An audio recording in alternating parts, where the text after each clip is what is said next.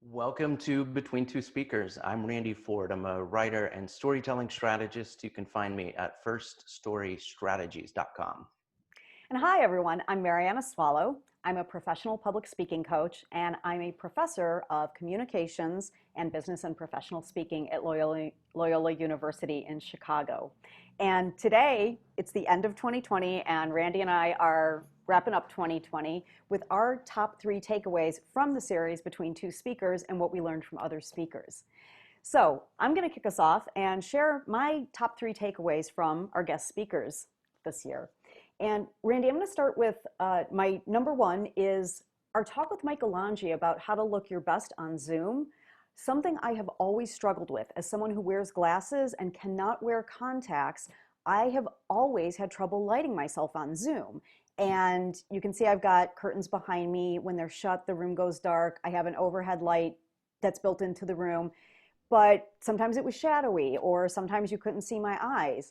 And Mike advised us to get a ring lamp, but then I asked him, well, what do you do if you have glasses? And he taught us how to bend the lamp or move the light around so that the light isn't bouncing off your glasses. And I got to tell you, this has been a lifesaver, might be a bit of a stretch, but it's been so helpful. And as you can see today, my glasses look normal. You can see my eyes, and I'll prove it to you. Watch what happens when I lean back. Yeah, Yeah, so, but I angled the light the way Mike taught us to, and here we go. I'm set on Zoom. you look great. Thank you. So, my number 2 takeaway was actually from you when you and I had our talk about making a better bio. And you know, because you helped me write my bio, that writing a bio is something I always struggle with. And I'm very quick and very good at identifying when other people have a bad bio, but I needed some tweaks myself. And what I learned from you was to have the one long bio that goes on my website that my mother loves reading, but also to have the short bio that I can give to an introducer, whether I have a virtual event or a live event coming up. And I now have 2 versions of my bio. So thank you for that. Yeah, I think it's really important. We've all sat through listening to people being introduced with really long bios that were just not written for that purpose. Absolutely. And I sometimes think speakers aren't cognizant of it because I think they tend to forget, well, we're here to hear your speech or Yeah, your story or your presentation. We're not here to listen to your resume. So exactly. that was so helpful. And my third tip was from Susan Dennison when we had her on Between Two Speakers. And what's interesting is her tip has actually benefited a lot of my students at Loyola. Susan talked about speakers who come in to speak at the library where she manages communications. And she shared with us, open with an anecdote, because that way it's personal and your audience connects with you, but then they also have a better sense of this thing you're talking about. And I'm pleased to say that my students have really picked up on this. And for their final presentations this year, I asked them to please tell us, what did you learn this year? And I was surprised at how many students actually started their talk with, well, I thought this class was going to be difficult, or, I've always struggled with public speaking. And by sharing their personal experience with the subject matter, you could just feel the audience like hone in and click in with them and want to listen more. And I think it was a great way that Susan explained that because, we talk about storytelling a lot. Mhm.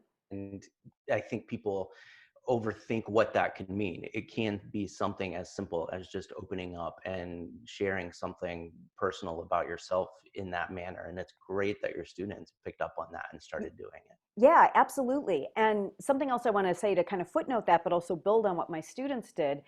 Susan mentioned you can be vulnerable, but without losing the audience. And we delineated that by saying something like, I've always struggled with public speaking, but here's what I learned. That will connect with your audience. But walking up and saying something like, well, I'm completely nervous, or wow, I really might blow this. I didn't prepare last night. That's not going to win your audience over. Speaking from the heart will, but admitting that you don't know what you're doing, that won't. That's great, and I love all three of your moments. But I want to go to that last one because if that actually gets to one of the things that was my favorite takeaway Let's hear yours. from your conversation with Alyssa Burns from Alyssa Burns Communications. she gave the tip that confident speakers are more credible speakers for exactly the reason that you're saying. That stuck with me. I recently saw somebody who what did give what was a great presentation when you think back on the bulk of it, but they started by standing up and saying, I'm very nervous because I'm an introvert. And right away you just kind of felt this awkwardness in the room, Mm-hmm. whereas otherwise we didn't know that, and there was otherwise complete confidence in this presentation. But just that moment, and then we spent the whole time as an audience rooting for this person instead of learning from this person. And Mm-hmm. that was not the most credible thing. And I loved when Alyssa kind of put the fine point on that. Mm-hmm. My takeaways. I loved that conversation that you had with Alyssa. Another takeaway that I've had from these conversations came from you, and that was when you talked about the process of getting things out on paper and getting past kind of writer's block when you're preparing a presentation or a story or anything really. Mm-hmm.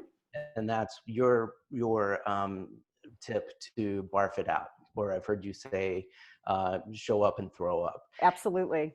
This is important for me because I absolutely am an overthinker and can sometimes stare at the blank page or the blank screen for days sometimes because I'm afraid to start, or I'll start on something and then get obsessed with the perfect wording or correcting and editing the punctuation as I go instead of just getting it all out. And so sometimes when I'm stuck in that mare, you pop in my head, and I decide to try to just get it all out there at once. So I, thank you for that tip. Oh, you're welcome, and thank you for sharing that back with me. That makes me feel good, but also I'm glad that that's helped and resonated with you, because what it really is just giving yourself permission to just get it all out. If it's bad, I'll edit it later. But you're right. You have a writing background, as do I, and people who tend to have writing brains do tend to edit as they go, and that really stops the content from getting out of your brain and onto the paper or the Microsoft Word document. Yeah, absolutely. And then the third takeaway that I wanted to mention was from our conversation with Bernadette Smith from the Equality Institute. I love this one. Yeah. Yeah, and diversity and equity and inclusion, of course, is on all of our minds and hearts this year in particular. But one of the things that she pointed out was that a lot of audiences, particularly millennials and Gen Z, just assume that a presentation or anything is going to be inclusive of everybody, and that Hmm. something that's really even up for debate anymore among them. They expect that it's and more than just gender or race or sexuality, that it's going to be inclusive in every way, and that it was very comforting to me to think that that's a direction that we're headed, and that there's still so much opportunity for people to learn from those generations who just assume this inclusiveness. Yeah, I want to agree with that, because that was one I had actually thought about for my top three as well. And we actually talk about this in the classroom a lot, that when you're preparing, it's not just writing tips for yourself, but it's being mindful of the language and the words you choose. And you're right, it's not just gender or preference, but do you say partnered instead of married? Do you think about who's in the room? One example I have from my grad school days was, I'm not going to name names because he's kind of a bigwig in the nonfiction world, but my graduate program was something like 99% women. There were never more than two men in the program at a time, and there were a few people of color. And when this bigwig came and gave a presentation to our entire cohort, he was talking about nonfiction writers, and he only talked about white male nonfiction writers. And we all kind of looked at each other like, does he see us? And we made him aware of this, and the person who booked him to speak. And I'm happy to say that he rewrote his presentation for the next group. Oh, that's great. That's great. I want to also say thank you for having the idea to do between two speakers and then letting me come along, because this has been fun. We launched it this year in 2020, and I'm excited to keep it going into 2021. Well, you're most welcome, Randy, and thank you for coming with me on this journey, because honestly, I don't think I could do it unless I had a wonderful partner like you. And I've learned so much from you every time we record, every time we work together. Hopefully, in the future, when we get to share a bourbon together, um, that is my fondest hope. So, thanks for being with me this year, and I look forward to more of these in 2021 with you. Yeah, absolutely. And thank you everybody for watching. This has been Between Two Speakers. We'll see you next time. See you next time. Bye bye.